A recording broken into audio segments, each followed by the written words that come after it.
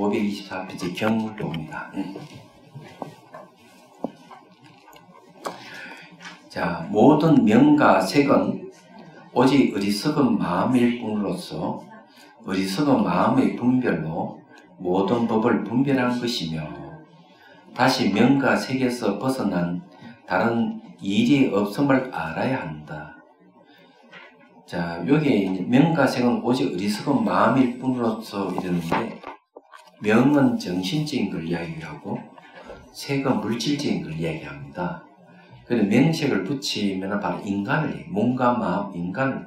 자, 이런 명자를 왜 정신적인 마음이라고 하느냐? 자, 그 전역 석자 플러스 입구자죠. 요거는 몸이죠. 요거는 마음이에요.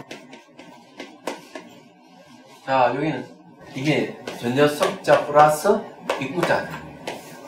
이게 명입니다. 이게 무슨 말이에요? 저녁에는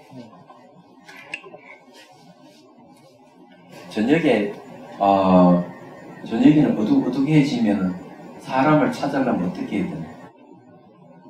영자야, 순자야, 철수야 불러야 돼. 이거 저녁에는 어릴 때 말 그렇잖아. 안 보이니까 저녁에 안 보이기 시작합니다.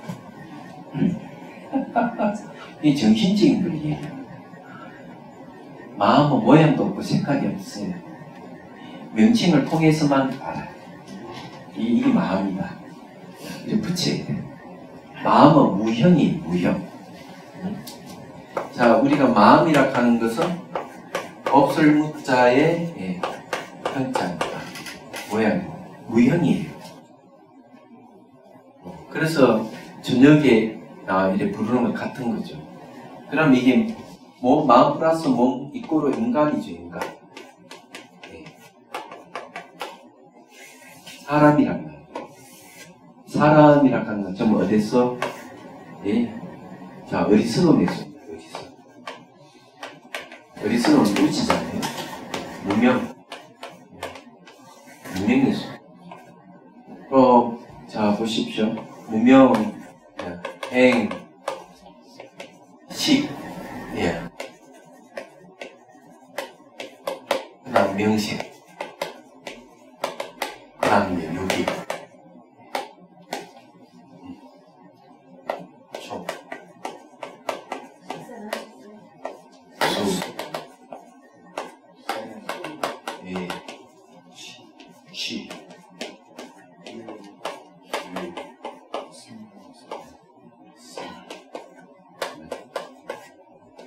노사.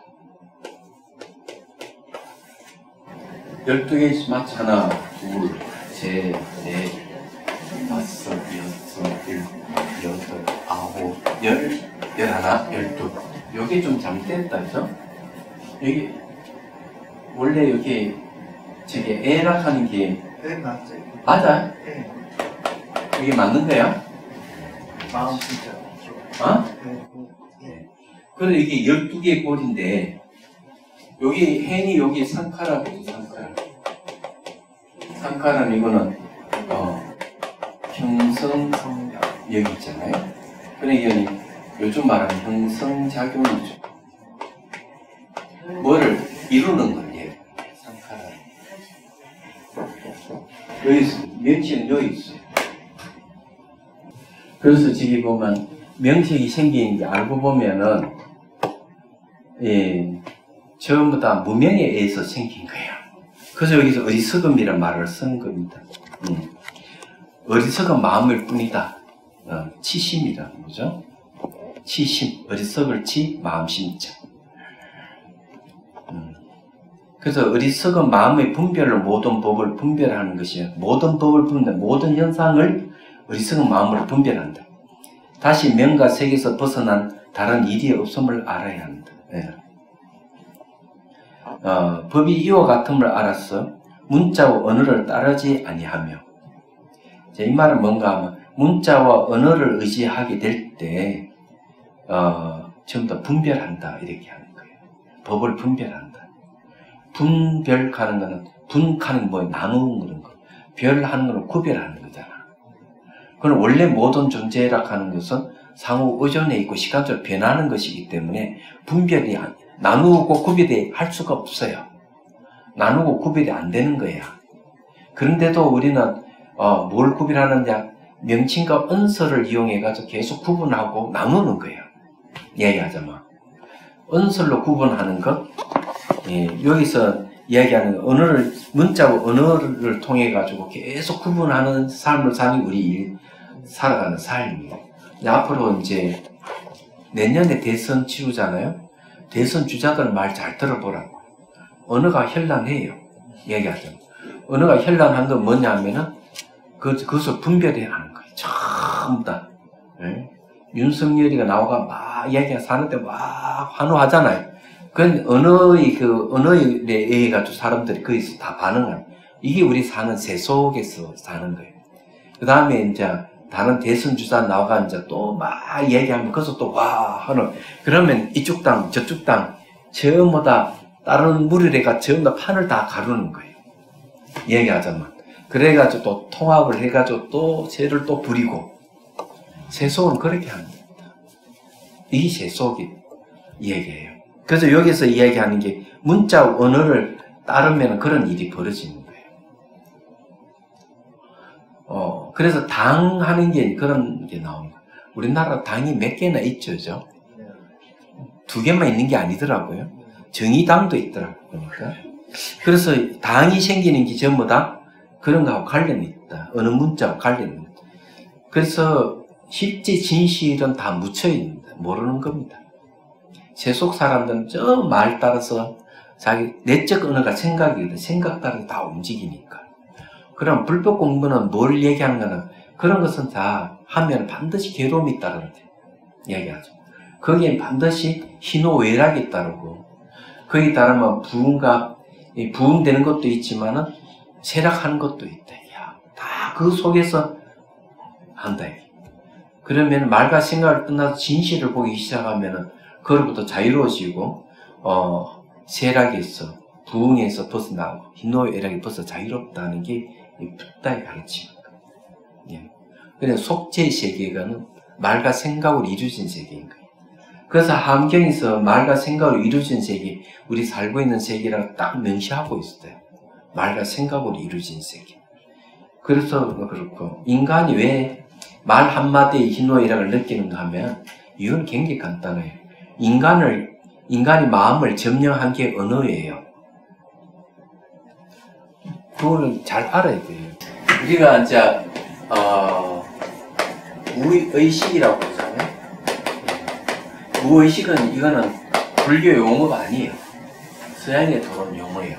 이거는 불교 용어는 이건 아리아식이거든요. 아리아식.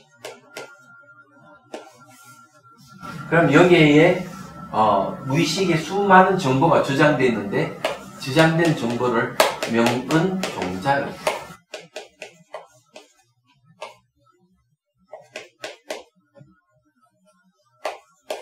자, 요 명은 명칭을 이야기하고 언이라고 하는 것은 언설을 얘기합니다.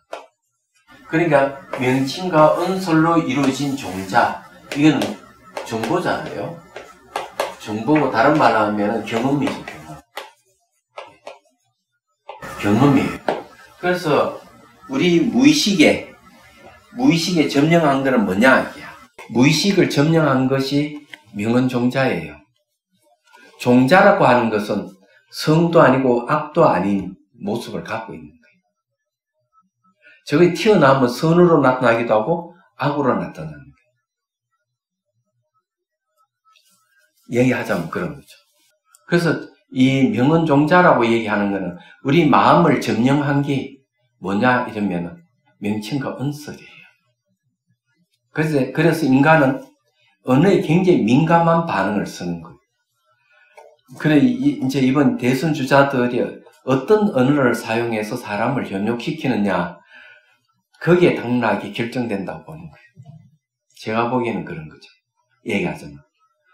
그리고 그분이 이제 대선 주자들 뒷조사 다 할 것이고, 이제 윤리적인 문제, 뭐가 다 파해할 거 사람들이 이제 자기가 좋아하는 후보, 싫어하는 후보가 있으면 싫어하는 후보의 뒷조사 다 할 것이고, 이제는 내년 대선까지는 그런 작업을 계속 이루어져가지고 이슈를 만들어낼 거예요. 왜? 언어의 세계는 그게 절대적 힘을 가지니까. 그래가지고 검증된 사람을 또 옹호하겠지. 그러는 거예요. 그래서 저는 그거에 대해서 저는 별로 막 관심이 없어요. 언어의 세계이기 때문에.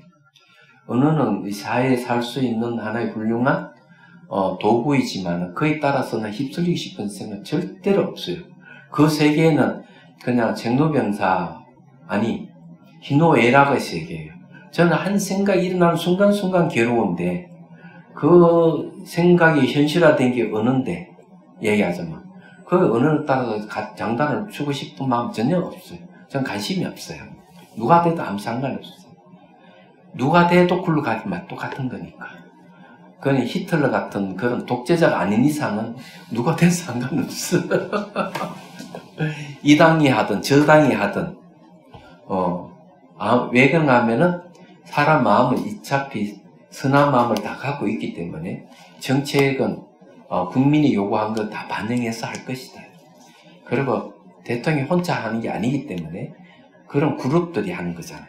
그러면 우리나라 이제 선진국 반열에 올라서 있기 때문에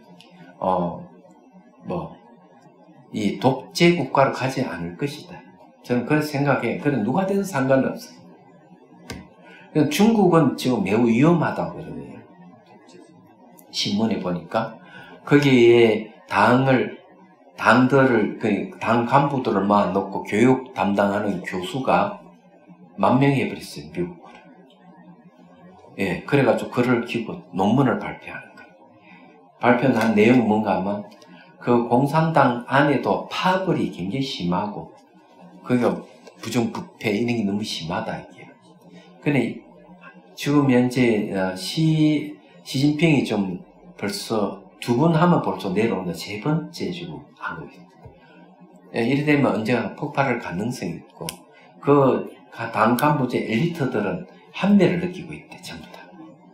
언제 폭발할지 모른다. 그래서 미국 정부에게 뭘 얘기하는가 하면 공산당이 무너지는 걸 대비해야 됩니다.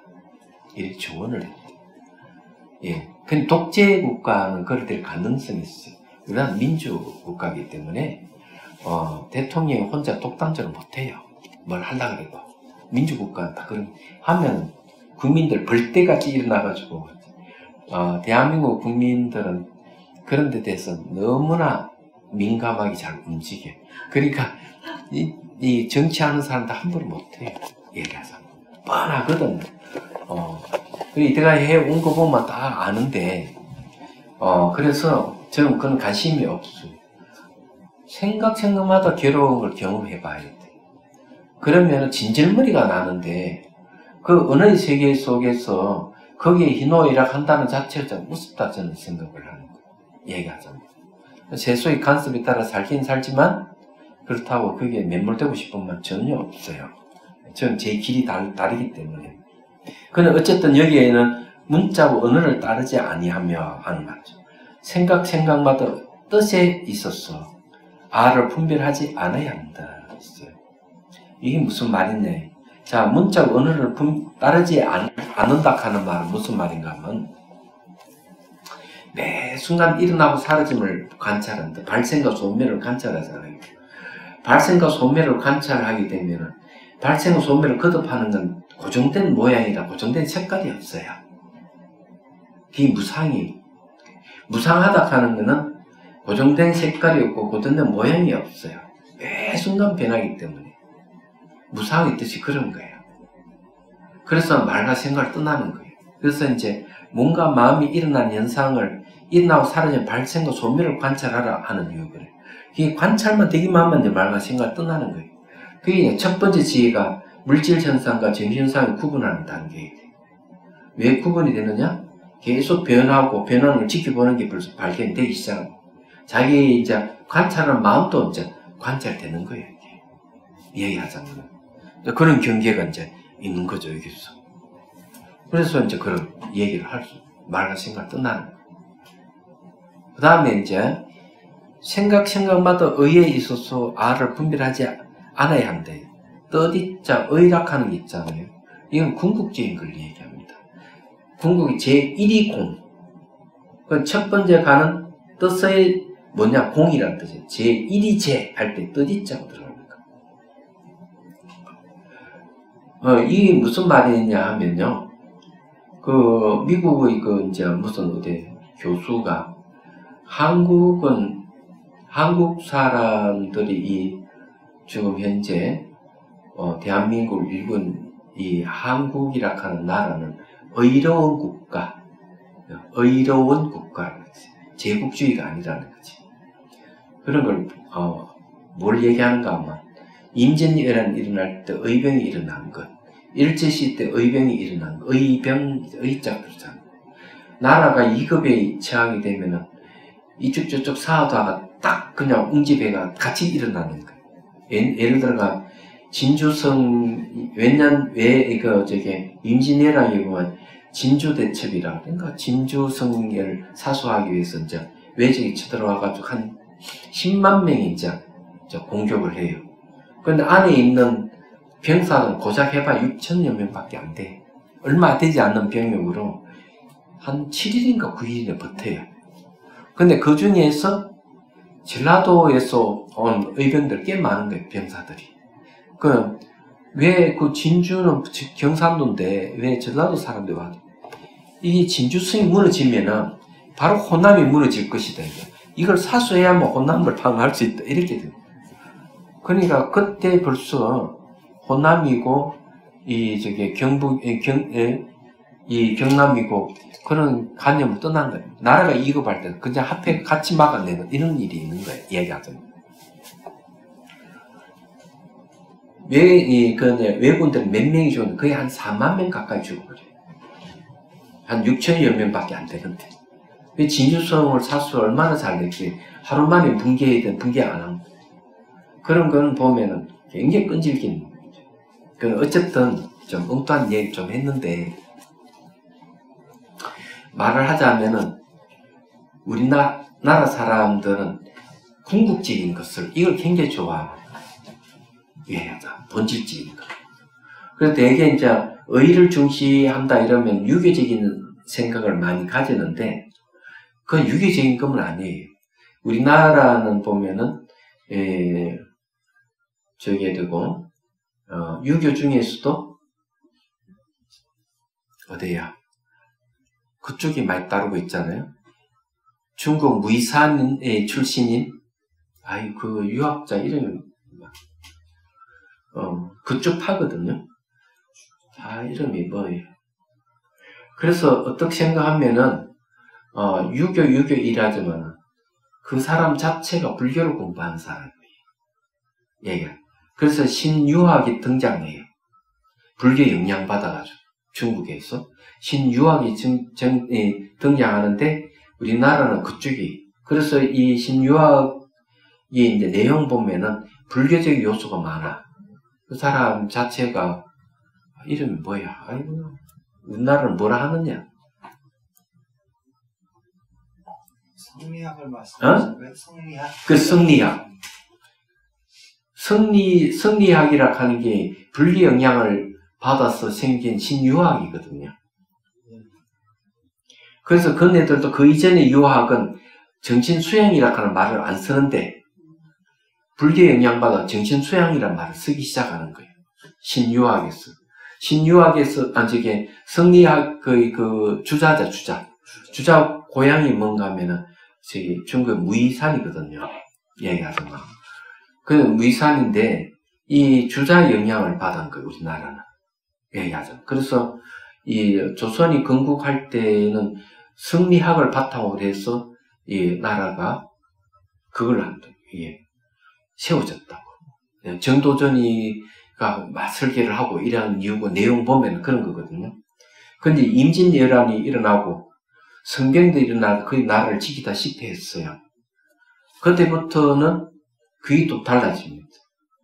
이 왕가의 사람들이 시주를 막 하고 그걸 보면은 시주의자 이름에 왕족들이 등장해요. 그전엔 그게 없는데. 그러니까 불교에 대한 인식이 많이 달라지기 시작합니다. 임진왜란 이후 이후에 보면은. 근데 이제 이런 게인데, 제가 이야기하고 싶은 거는 그런 거예요. 이 의라고 하는 거는 유교에만 쓰는 게 용어가 아닌 거예요. 여기 의학하는 게 많이 등장하는데, 그런데 이제 외국 학자들이 아직까지 의로운 국가로 해가지고 이 유교 영향이라 보는데 그렇지 않다 하는 걸 좀 알아야 될 필요가 있다. 엉뚱한 얘기 좀 했습니다. 그래서 이 의학하는 의에 있어서 R을 분별하지 알아야 한다 이랬죠. 뜻이자는 궁극지인 걸 얘기하는데 제120 공성의 입장에서는 R가 없어요. 무아예요. 자, 525페이지를 한번 보죠. 원효 스님의 논입니다. 이것은 둘째 방편이 관을 밝힌 것이다. 관하는 게 뭐냐면 볼관자 쓰는데 이거는 이제 방편이 관이라고 했어요. 방편이 관이니까 아마 이빠산나일 가능성이 많겠습니다. 그 가운데 두 부분이 있으니 먼저 유식의 심사를 설명하였고 뒤에 여실한 지혜를 나타내었다. 자, 유식의 심사를 얘기했으니까 유식의 수행을 얘기하는 건데요. 자, 처음 가운데 다시 명과 색에서 벗어난 다른 사가 없다고 하는 것은 명은 네 가지 온. 그 네 가지 온이 뭐냐면 수, 상, 행, 식입니다. 그니 정신작용 맞죠? 온카는 건 집합체라는 뜻이고 수는 감각입니다. 상은 표상작용이에요. 예, 행은 형성작용이에요. 식은 판단작용입니다. 그런데 판단도 한두 개가 아니기 때문에 집합체라는 말을 쓰고 씁니다. 형성작용도 역시 한두 개가 아니죠. 여러 가지 형성을 하기 때문에 집합체는 말을 쓰는 거죠. 표상작용하는 것도 이미지를 떠올리는 것도 다양한 이미지를 떠올리니까 이게 집합체라는 말을 쓰는 거죠. 감각도 다양한 감각이기 때문에 집합체라는 말을 쓰는 거죠. 그래서 온이라고 하는 집합체 이런 얘기입니다. 그 네 가지 온이고 색은 색온입니다. 색온은 뭔가 뭐 흙, 물, 불, 바람 4대 요소로 이루어진 그것은 이제 물질이죠. 대표적인 몸입니다. 예.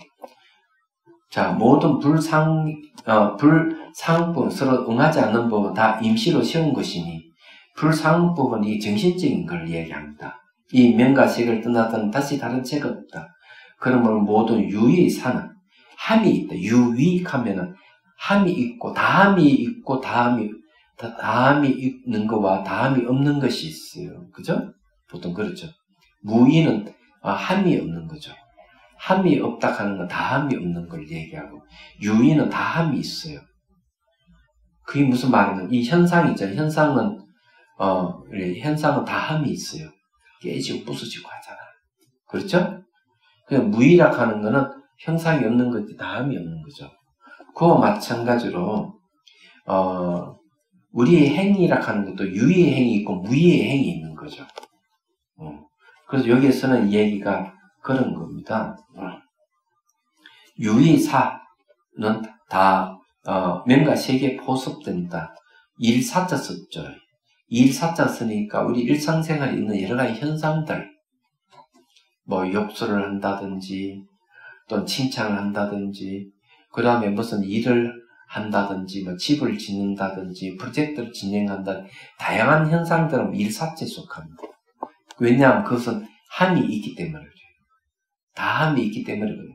네. 그래서 유의사는 다 명과 색에 포함된다 했어요. 이 정신작용하고 물질은 다 함이 있기 때문에 그래서 인간은 어때요? 생로병사함이 다 함이 있잖아요. 그 유의라고 얘기하는 겁니다. 근데 왜 이제 쉬운 말을 안 쓰고 이렇게 어려운 말을 쓰느냐 하면은 이 용어를 잘 이해, 이게 또 굉장히 분석적인 거다. 명확성을 드러내기 위해서 이런 용어를 쓰는 겁니다. 얘기하자.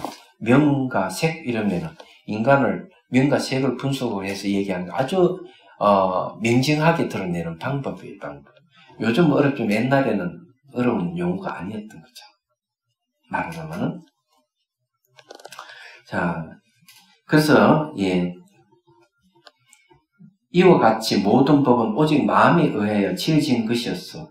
마음을 떠나서는 경계가 없고 경계를 떠나서는 마음이 없으니 이와 같은 것을 유식의 심사라고 한다. 자, 이 말은 무슨 말인가 하면요. 마음밖에 다른 법이 없다. 오직 마음뿐이고 다른 경계가 없다. 이런 뜻이에요. 이 유식의 가르침을 근거로 해서 하는 얘기. 그래, 이제 심사라고 했잖아요. 유식이 심사라고 했어요. 요 유식이 심사는 뭐냐면은, 차절심자 생각사를 씁니다. 사심사가 네 가지가 있는데, 명의, 자성, 차별, 명, 의, 자성, 차별. 이런 네 가지가 이제 사심사라고 하는 겁니다. 자, 요거는 이제 명칭이잖아요, 명칭. 네. 사고는 제일 먼저 명칭으로 이제 들어갑니다. 이건 뭐죠? 차자이죠, 그죠? 그러면 차자는, 자, 명칭이 들어갑니다. 차자. 그럼 의는 뭘까? 네, 이 들어가는 방법이에요. 이름 다음에 의익하는 거는, 요거는 사물 자체를 얘기하는 거죠. 사물 자체로 들어가면은, 여기 차자는 이름이 없어요. 사물, 그러면은, 그걸 어디자, 의란 말을 써요. 사물 자체로 들어가면. 자, 그러면 여기 이름이 없다 하는 걸 어떻게 이거 밝혀내느냐 참 중요하죠, 그죠? 그럼 이제 그 설명을 이때 뭐가 분석이 필요한 거예요. 이 사심사관에 이제 이 얘기를 하는데 이게 맞는지 안 맞는지 뒤에 이제 다시 한번 봐야 되겠지만은 이 유식에는 이 명의, 자성, 차별을 얘기하니까 혹시 이것과 싶어서 얘기하는 거예요. 자, 이 차자에 과연 진짜 이름이 있을까 하는 거죠. 그 이름은 우리가 붙인 것이지 이 차자는 이름이 없다는 거죠. 이거 어떻게 알 수 있느냐? 차자니 우리 보고 차자니 말에 달한 적이 한 번도 없어요. 그죠? 이게 우리가 차자니 말은 한 번도 없기 때문에 사물 자체를 얘기하는 게 어디자예요. 그럼 이해가 되죠. 그 다음에 이제 그냥 사물 자체에 대해서 자체 성품이죠. 이 사물 자체에는 이게 사물 자체에는 자성이 있을까? 사물 자체에 자체 성품이 있느냐 하는 문제가 있는 거예요. 그렇죠? 그러면은 분석을 해봐야 되니까. 자, 차자는 우리가 붙인 이름이고 이 자체에 정말 자체 성품이 있느냐에 살펴야 되는 거예요. 없어요. 왜 없느냐? 이걸 이제 분석해보면 알 수가 있어요. 이거는 차자는 흙이 필요해요. 흙에다가 물을 넣어가지고 반죽을 하죠. 그래 뒤꿈치를 쫙쫙 밟아가지고 안에 그걸 바람을 다 뺍니다. 뒤꿈치를 쫙 눌러가지고 반죽해가지고 그 다음에 물 위에 올려가지고 돌리면서 모양을 딱 뜨는 거죠. 그죠? 그 다음에 그늘에 말려요. 그 다음에 이제 유약을 한번 딱 칠하고 가만히 넣어서 굽어냅니다. 이거 촉을 보이려고 해요. 두 번째는 이제 그림을 그리고 그 다음에 다시 유약을 칠해서 또 두 번째를 굽어냅니다. 그러면 바로 이런 차자가 되는 거예요. 그러면은 애초 처음부터 이런 차자 모양 그대로 이 존재했던 것이냐? 아니죠. 흙이 필요했고 물이 필요했고 가마에 구워내는 불이 필요했고 그늘도 필요했고 그죠? 사람 정성도 필요했던 거죠. 이제 여러 가지가 결합을 해가지고 이 모양이 나타나니까 자체 성품 찾을 수가 없는 거죠. 그래서 자성 없어. 그럼 차별이 있을까 이거죠. 자체 성품이라는 게 뭔가 유 같은 고정된 어떤 실체성이 뭐가 있으면은 그걸 근거로 해가 차별을 논할 수가 있는데 자성이 없다한 건 자성이 본이라는 수 없어. 비어 있는 거죠. 자치성뿐이. 그럼 차별이 있느냐? 뭐 차별이. 그럼 이 차자는 차자의 이름은 우리가 붙여서 사용할 뿐이지 여기에는 어떤 실체성이 전혀 없고 차별을 가할 만한 게 아무것도 없다. 이런 뜻인 거지. 그럼 그게 뭔가? 유실지 있는 그들의 지혜라고 이렇게 하는 거야. 다른 말은 깨달음이라고 하는 거지. 저기 명의자성 차별을 거치면은 지혜가 생기고 지혜에서 그 다음에 깨달음이 오거든요. 그런데 깨달음은 아무리 말로서 깨달았다고 그러고 뭐 하더라도 그 행위 자체가 비윤리적인 행위가 나오면 깨달은 사람이 아니다. 그건 맞는 거지. 인과 이치 딱딱 맞는 행동을 할 때 이걸 깨달으신 분이구나. 그래서 깨닫고 난 뒤에 두 번째 그 지혜가 초지 다음에 이제 이지에는 뭐가 있는? 8만 세행을 다 지킨다. 8만 세행을 다 지킨다 하는 건 뭐냐? 계율을 범하지 않는다. 자기가 막 지키려 애쓰는 게 아니고 지키려 애 안 써도 이치에 딱딱 맞는 행동을 하니 계율을 범하는 일이 없는 거야. 그게 제2지 경지예요. 그게 깨달은 경지예요.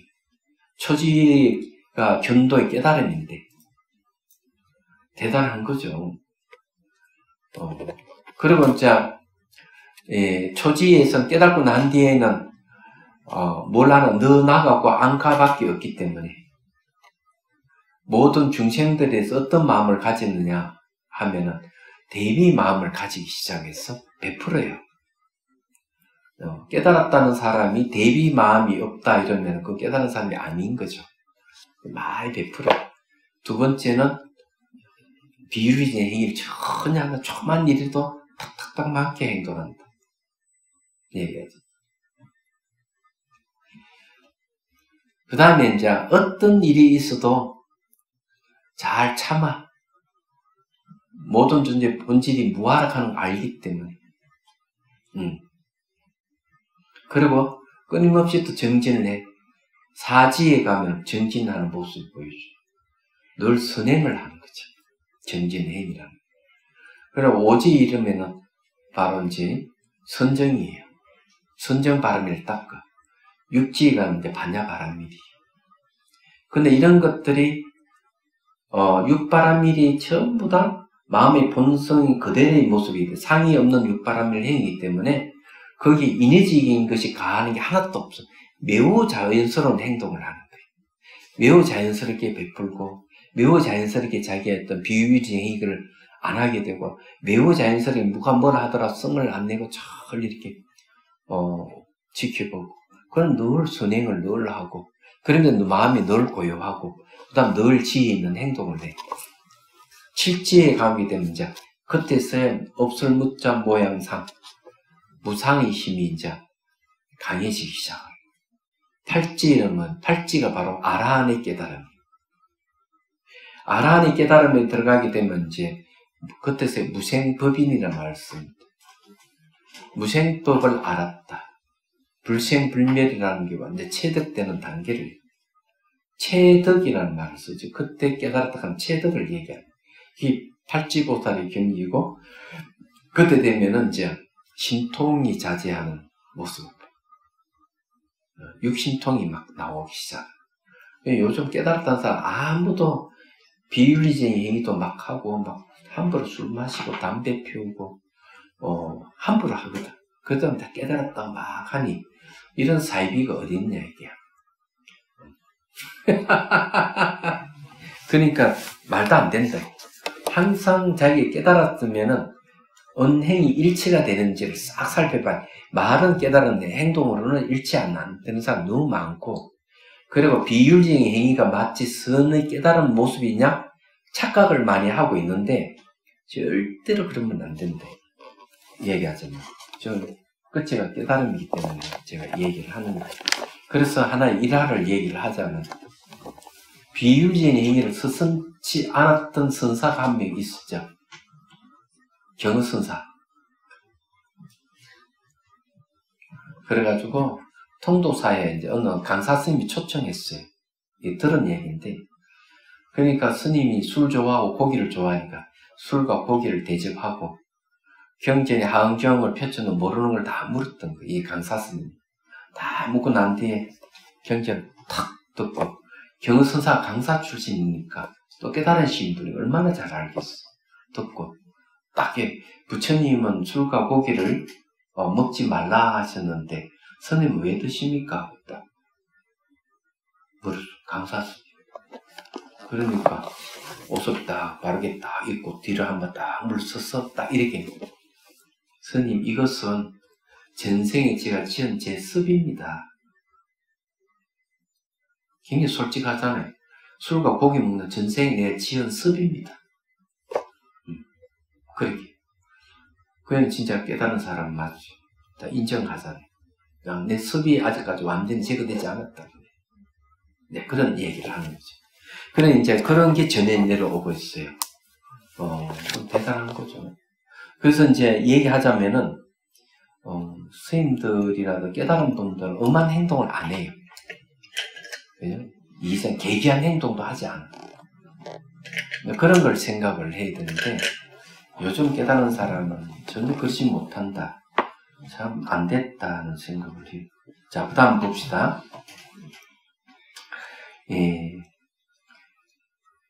자, 요즘 또 요거 알아야 될 모든 법은 오직 마음에 의해 지어진 것이었어. 마음을 떠나서 경계가 없고, 경계를 떠나서 마음이 없으니, 이와 같은 것도 유식의 심사라고 한다. 그죠? 자, 요건 또 뭘 얘기하는가 하면은, 이런 이야기예요. 오직 마음법에 다른 경계가 없다는 걸 아무리 설명해도, 이게 진짜 맞을까? 의심만 남기 때문에, 현대 물리학에, 현대 과학을 가지고 설명할 수밖에 없다. 이거는요. 이거는 막 무차 제가 이 얘기를 했는데, 자, 다시 한번 설명할게요. 원효 스님은 이런 걸 가지고 망치를 막 부순다. 팍 때려 부수면 가루가 되는 거예요. 예? 가루를 더 부수면 먼지가 되고, 먼지를 더 부수면 아무것도 없다. 원효 스님 이렇게 얘기해요. 이게 이제 대승신론 소위 보면 나오는 이야기인데, 그럼 요즘은 어떻게 하느냐 하면은, 가루를 만들고, 먼지를 만들고, 그걸 더 미시하게 부수어서 전자현미경을 탁 보면은 남는 게 뭐냐면은, 원자, 분자는 미립자예요. 얘가. 그래서 요즘은, 거대, 가속기거든. 거대 입자 가속기라는 게 있어요. 우리나라도 한 대 있습니다. 그걸 이제 지하에다가, 크게는 보통 4km 내지 8km 엄청난 거대하게 운통으로 만들어가지고 수많은 과학자들이 거기에 매달려서 이 연구를 해요. 얘기하자면. 근데 거기에다가 이제 이 미립자를 집어넣고, 그냥 예를 들어 원자를 집어넣고 원자끼리 충돌을 시켜요. 원자끼리 충돌을 시키면 원자가 쪼개지면서 거기에 뭐가 나오는가? 중선자, 양선자가 나오는 거예요. 중선자, 양선자를 또 서로 충돌시키면 쪼개면 커크락하는 거예요. 또 쪼개니까 이제 힉스락하는, 이제 최종적으로 지금 이제 발견한 게 힉스입니다. 힉스는 어떤가 하면은 에너지를 발생할 수 있는 근본 입자예요. 얘기하자면. 그런데 이제 포항공대에 계시는 어느 교수님이 우리나라에 이 힉스를 발견한 과학자들이 왔다 하니까 올라와가지고 질문을 던졌어요. 아마 강연장에서 그런지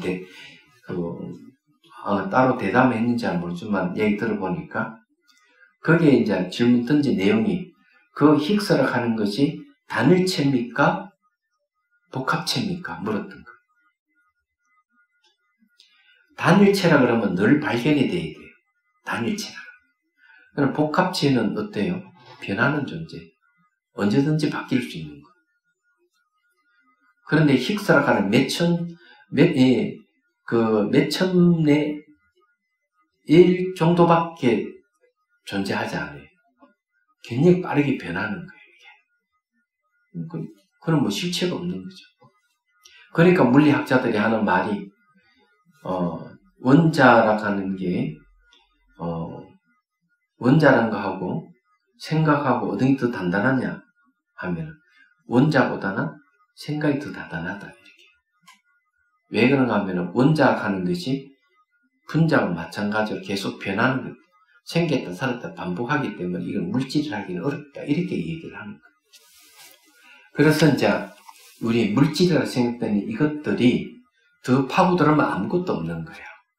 자, 두 번째 이야기는 그러면 모양과 색깔이 왜 나타나느냐 하는 문제가 있죠. 그럼 이걸 과학자들이 이제 이렇게 얘기하는 거죠. 이 가시광선이 긴 파장이 있고 짧은 파장이 있다는 거죠. 이게 이제 미립자는 이중성을 띠는데 미립자는 입자이면서 파동의 입자이면서 파동의 이중성이 있다는 거죠. 근데 이 파동이 이제 눈으로 들어오면은 눈에서는 그걸 이제 여기에 눈에는 뭐가 있는가 하면 광수용체 유전 인자가 있다는 거죠. 그러니까 그러니까 빛을 수용하는 유전 인자가 있는 거죠. 그래서 그걸 탁 받아들일 때 이 짧은 파장은 파란색으로, 중간 파장은 녹색으로, 긴 파장은 붉은색으로 인식하는 거예요. 이걸 다시 더하고 빼기 수많은 색깔을 인식하면서 여기서 모양의 색깔이 나오는 거죠. 얘기하죠. 그러면은 그것을 인식하는 자가 누구냐는 거예요. 판단하는 것은 마음이 하는 거예요. 그것을 모양의 색깔을 만드는 것도 마음이 하고 판단하는 것도 마음이 하는 거예요. 이거는 이제 물리학 책에 보면 다 나오는 얘기예요. 그 다음에 이제 이 향기는 어떻게 나오느냐. 모양 색깔이 존재하지 않듯이 향기도 이 세계는 존재 안 한다. 냄새 같은 거. 그러니 거기에 향기에 취한 과학자라고 하는 그 책에도 보면 그게 나오는 거예요. 이게 분자의 진동수, 그러니까 파장이 코로 오면은, 파동이 코로 오면 코에서 분자의 진동수를 감지하는 거죠. 그래서 코가 분광기 역할을 하는 거예요. 분광기 역할을 해가지고 요걸 냄새로 전부 바꿔서 듣는다. 소리도 이 세상에 존재하지 않는다. 그러니까 파동이 길어 오면 발팽이 간에서 이걸 전부 다 소리로 전환시켜버리는 거죠. 그런 걸 아주 대표적으로 얘기할 수 있는 게 TV입니다. TV에 우리가 탁 켜면 모양이 있고 색깔이 있고 소리가 다 나오는데 방송국에서 모양과 색깔을 보내주는 게 아니에요. 주파수예요. 그래서 채널에 주파수 맞으면 모양과 색깔을 다 나오는 거죠. 그래서 여러분이 보고 있는 것은 마음에 의해서 나타나는 세계예요. 이게. 그래서 이 대성귀신론에서는 마음이 일어나면 가까이 현상이 생기고 마음이 사라지면 가까이 현상이 사라진다는 거죠. 그래서 선정에 들어가서 마음이 움직이면 멈춰지면 아무것도 없어요. 마음이 움직이면 멈춰져 버리면 다 사라지고 있는 거죠. 그래서 마음이 탁 일어나면 이 세계가 다시 탁 나타나는 거예요. 이 세계가. 무슨 말인지 이해되셨죠? 만일에 이걸 제가 이 얘기한 걸 찾아보려고 그러면은 웰슨이라는 분이 저자한 통섭이라는 책이 있어요. 얘기하자면 지구의 정복자라는 걸 책을 쓴 사람이죠. 그 다음 맛이란 무엇인가 하는 책이 있어요. 공간이 마음을 살린다는 책이 있고요. 다수의 내과학자 책을 보시면 되고, 그 다음에 이제 향기 취한 과학자라는 책이 있어요. 그걸 보십시오. 이런 책을 보면은 다 나옵니다. 제가 그냥 만들어내서 하는 얘기가 아니에요. 그래서 이제 요즘 과학적으로 설명하면 이렇게 설명이 가능하다.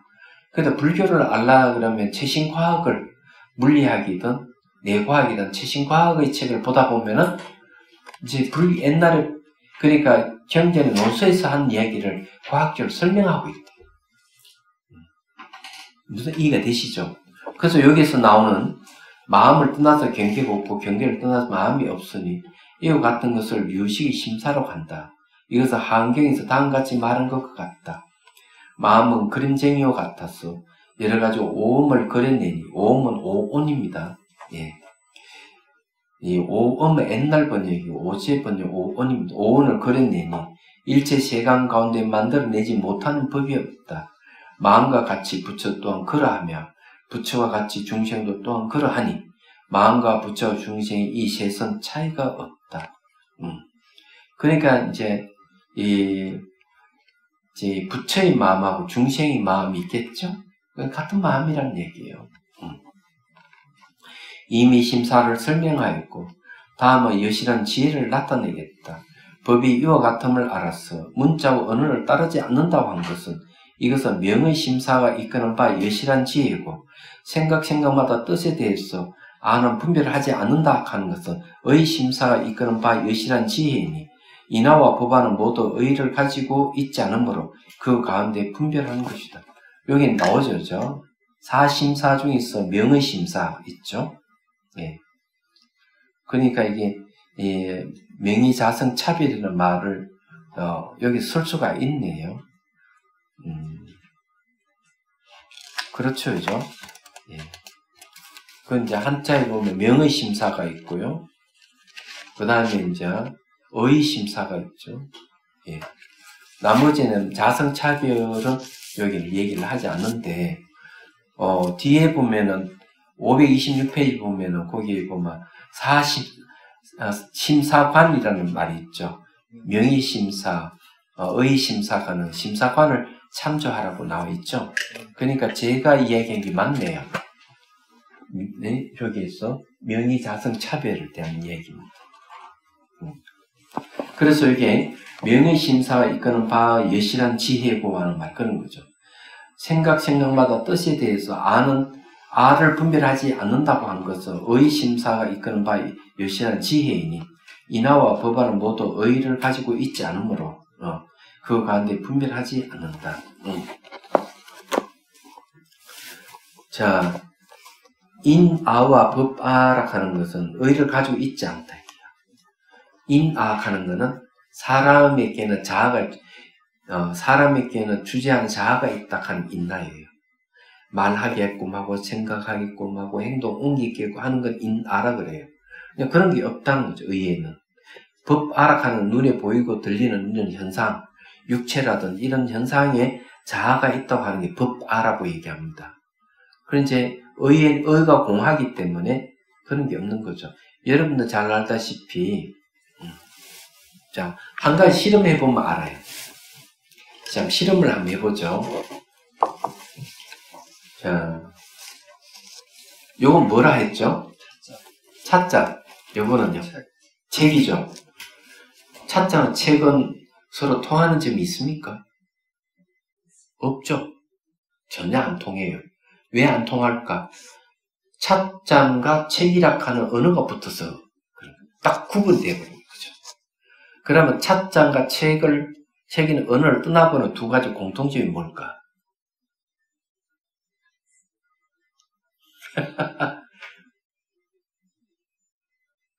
네? 언어를 떠나버리면 공통되는 게 딱 나타나요. 이건 책이다 이러면은 서로 통용이 안 돼, 공통은 안 되는데, 차자나 책이라 하는 언어를 떠남으로써 공통점이 나타나는 거예요. 그게 뭘까, 이게? 이거는 던지면 깨지고, 이거는 불이 나면 타버리잖아요. 무상하다 하는 건 똑같은 거예요. 그럼 언어를 떠나야만이 무상을 알 수가 있다는 말이 그런 거예요. 언어를 가지고 있는 이상은 무상이 무엇인지 모르는 거예요. 그래서 언어를 통해서 세상을 보는 것은 전부 다 가짜일 가능성이 많아요. 언어는 우리가 인식수단이고 그러죠. 언어는 분명히 인식수단 맞아요. 근데 어느 순간 언어가 인식 대상이 돼버린 거예요. 책 하면은 책을 인식하기 위한 하나의 방편이고, 차자하면 차자는 언어가 차자를 인식하기 위한 하나의 인식수단이 되는데, 어느 순간 차자라는 언어가 인식 대상이 되고, 책이라 하는 언어가 인식 대상이 되는 순간 다 분리되어버린 거예요. 그건 진실을 알 수가 없는 거예요. 그래서 제가 앞에 얘기했잖아요. 언어를 갖고 희롱하는 게 우리가 살고 있는 이 세계예요. 언어라 하는 것이 이제 지시하고 있는 것이 얼마나 좋냐. 언어가 갖고 있는 힘은 대단하지만은 왜곡과 착각을 일으킬 가능성이 많다. 그래서 대통령 될 사람은 공약을 굉장히 많이 하잖아. 뭘 하겠다 해놓고 이루어지는 게 있고 안 이루어지는 게 있고. 쉽지 않는 거예요, 그게. 그렇죠. 그래서 이제 다음 대통령 뽑을 때 잘 뽑아야 돼요. 그렇지만은 언어를 떠나버리면은 그런 데 관심을 갖긴 갖지만은 거품이 다 빼고 볼 수 있어요. 거품을 싹 빼고 대선 주자들을 맨눈으로 살펴볼 수가 있는 거예요. 언어를 떠나서 그 사람들 살펴야 돼요. 얘기하자면. 그게 중요하지 않을까? 네. 네, 무슨 말인지 이해가 되시죠? 야, 참 쉽지 않다. 자, 하나 더 보죠. 526회 경. 아가 임시의 이름임을 알면. 자, 멋진 말입니다. 아락하는 것은 임시의 이름임을 알면 곧 정멸을 얻게 되고, 만에 정멸을 얻으면 곧 안욕따라 삼박삼보를 얻게 된다. 내가 정멸을 얻게 된다 하는 것은 고요할 적자, 멸할 멸자. 번뇌가 고요해지고 고통의 원인이 소멸을 한 것을 정멸이라는. 정멸 상태가 되면 위없는 깨달음을 얻게 된다. 진실은 먼저 확 드러나버린다는 얘기죠. 말하자면. 그래서 그러면 아락하는 임시 이름을 어떻게 임시 이름인 줄 알 수 있을까? 아락. 보통 이제 수행을 막 하다 보면 자락하는 어떤 알갱이 같은 그런 걸 찾을 수가 없어요. 없어요. 그런데 뭘 맞닥뜨리느냐? 마음을 맞닥뜨려야 되는데. 몸이 사라지고 감각이 사라지고 마지막에 탁 나타나는 게 마음이에요. 한 덩어리 마음이 나타나. 그는 마음을 딱 인식하는 순간, 아, 이 마음을 아라고 했구나. 그래서 이게 아라고 하는 것은 임시 방편일 뿐이구나. 임시로 붙인 이름이구나. 마음을 대할 때 알게 되는 거예요. 얘기하자면. 자, 논. 이것은 둘째, 앞의 두 가지를 전체적으로 결론 지은 것이니, 앞의 방편으로 참된 관을 얻으면 결론 지었으며, 또 참된 관으로 깨달음의 가보를 얻음을 결론 지었다. 자, 앞의 방편에 참된 관은 뭐냐면은, 명의심사를 얘기합니다. 예. 여기가 명의심사와, 의심사를 얘기해요. 명의심사와 의심사를 통해가지고, 이제 자아가 없다 하는 걸 명확하게 이제 깨달음 얻는 거죠. 그게 바로, 보리의 가보예요. 보리는 깨달음이 가보다. 이렇게 이제 얘기를 하는 겁니다. 자, 이때 장자 부명이 이 말씀을 하시는 걸 듣고 개송을 말했다. 명상과 분별사 및 법이 세 가지가 되고 진여와 정묘지는 저것과 더불어 다섯이 됩니다. 제가 이제 알기는 이 법은 단견과 상견이 얼매며 생멸도에 들어가니 단멸되는 것이지 항상 하는 것이 아니지만 여러께서 말씀하신 홍의 법은 단견과 상견에서 멀리 떠나 있습니다. 자, 여기 이제 명상 분별사라는 말을 쓰죠. 명상과 분별사. 이제 명상이라고 하는 건 앞에 이제 명과 색은 전부 명의 모습, 이름의 모습이라고 명상이 됐거든요. 그 다음에 이제 분별하는 일. 우리 명상의 입장에서 보면 분별하는 일들이 세속의 일이죠. 얘기하자면은. 그 다음에 이제 나타난 법까지 이야기하면은 세 가지가 된다. 이런 말이고. 진여와 정묘치는 뭔가 하면은 우리 마음의 본성은 진여라 그래요. 참다워서 허망함이 없기 때문에 진이라는 거죠. 열악한 건 바뀌지 않아서 열악. 우리 마음의 본성은 안 바뀌어요.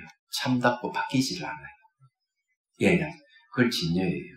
정묘지라고 얘기하는 정묘락하는 말을 한자에 보면은 이 바르고 묘한 지혜를 얘기합니다. 그래서 이 바르고 묘한 지혜는 진여의 다른 이름입니다. 이야기하자면은. 그렇기 때문에 진여는 본체를 얘기하면은 정묘지는 그 작용을 얘기한다고 보면 틀림없어요. 그래서 이 두 가지까지 보태면 저것과 더불어 다섯이 된다. 이렇게 얘기하는 거죠. 그래서 이 다섯 가지는 이제 이 장자 범행이 하는 얘기가 범행장자가 하는 이야기가 자기가 알기로는 이 두 부분 단견과 상견에 얽매여 생멸도에 들어가니 했어요. 단견은 뭔가 하면은 사람 죽으면 아무것도 남지 않는 허무주의를 얘기합니다. 상견은 자아가 죽지 않는다. 내 밖에 큰 영혼은 죽지 않는다는 영혼주의를 얘기합니다. 얘기하자면 근데 여기에 딱 얽매여서 어디 들어가면 생멸하는 길에 들어간다. 생겼다, 사라졌다, 생겼다, 사라졌다는 그런 속에 들어간다. 사람은 죽지 않고 영원히 사는 걸 원하지만 태어나고 죽고 태어나 죽고 반복하는 건 참 괴로운 일이죠. 그래서 괴로운 생멸도에 들어가니 하는 거죠. 단멸되는 것이지 항상 하는 것이 아니지만 이렇게 해서 말씀하신 공의 법은 허무주의다. 단견과 상견, 허무주의도 아니고 영혼주의도 아닌 이 두 가지 멀리 떠나 있는 진실을 얘기한다. 이렇게 얘기합니다. 여기서 말은 공이라 하는 것은 단견과 상견이 공하다는 뜻이기도 해요. 공의 세계는 어떤 견해도 없어요. 이야기하자면 어떤 견해도 없기 때문에 이 공은 단견과 상견을 벗어나 있다. 얘기를 하는 거죠. 주객이 없고 아무것도 없으니까 거기에 따라야 된다. 그래서 뭐 똥물도 마시고 몸도 홀딱 붓고 이렇게 해야 된다. 이런 거는 어디에 속할까? 단견일까? 상견일까? 그렇게 주장하는 건 단견이에요. 아무것도 없는 걸 근거로 해서 하는 거예요. 그런데 그걸 실체화해버리면 상견이 돼요. 항상 한다는 견해에 빠지는 거예요. 그래서 단견과 상견은 안 벗어나요, 그 사람들은. 실제 깨달은 사람들은 그런 행동을 안 하거든. 끊임없이 깨달음을 증명하려고 노력하는 사람들 되게 나는 깨달았으니까 저를 인정해 주십시오. 이런 거야. 제 아주 재밌습니다. 그래서 저게 어디고 일본에 있었던 일인데 이제 그거 이야기는 끝내죠. 이건 다음 시간에 얘기하고요. 일본에서 있었던 얘기를 한 통으로 하고 섬에 들어가가지고 열심히 수행한 수행자예요. 그래서 3년 꼬박 수행을 하고는 종이를 한지를 다 끄집어내가지고 지평에 먹을 척 갈아가지고 정성스럽게 깨달음의 개성을 쫙 적었습니다. 인편으로 스승님이 이렇게 잘 접어가 탁 보냈어. 육지에 있는 스승을 탁 받아보고 빨간 볼펜을 딱 가져와가지고 첫째 줄 쫙, 둘째 줄 이고 쫙, 셋째 줄 이고 쫙, 넷째 줄 쫙쫙쫙 껐어. 그거가 다시 탁 해가지고 자기 제자에게 보냈어. 제자가 탁 펼쳐보니까 자기 정성스럽게 쓴 글씨에 빨간 볼펜을 쫙쫙 껐으니까 얼마나 화가 나겠어. 분기댕천해가지고 스승님 처소에 와가지고 이럴 수가 있습니까? 하니까 스승님 뭐라 봐라 깨달은 자가 어찌 그런 행동을 할 수 있느냐? 아직 멀었으니까 더 해라. 이럽니다. 태자 맞아. 왜? 깨달은 자가 왜 분노를 일으키죠? 왜 정성 들여 쓴 글에 빨간 줄을 껐다고 왜 화를 내죠? 이해가 되잖아요. 그런데, 그래서 이제 그런 게 있다. 마지막 하나 더 하면, 일각반장 스님이 입장하셨지만, 일각반장 스님이 그 송강사 일각반장 스님의 그게 이제 서신 글 보면 그런 게 있더라고요. 한 수자가 깨달음 얻었어. 너무 기뻐가지고 막 와가지고 스승님, 저 깨달았습니다. 안 쏘시겠습니다. 하고 이제 올라갔던 거예요. 문 열고 탁 들어가니까 스승이, 그래? 신발을 어디다 벗어놨지? 얘기한 거예요. 자기 너무 급히 오다 보니 신발을 어디에 벗어난지 모르는 거야. 그 말은 뭐예요? 의식이 깨있지 못하다. 24시간 깨있는, 깨달았으면 깨있어야 되는데, 제 신발요? 어디에 벗는지 잘 모르겠는데요? 너무 멀었다. 다시 가라. 이 깨달음에 대한 일란은 비즈기수 많습니다. 자, 질문 없어요? 자, 해양계 해야 됩니다. 중생들을 구하려는 마음으로 깨달음의 정수를 이룰 때까지 부처님과 법과 성부에 항상 기이합니다. 지혜와 자비를 갖추고 유종을 위해 노력함으로써 부처님 앞에 머물겠습니다. 원만한 보리심을 일깨우겠습니다. 공개가 있는 한 중생이 있는 한 저도 함께 따라 머물며 중생의 고통을 없애는 자로 남게 했습니다.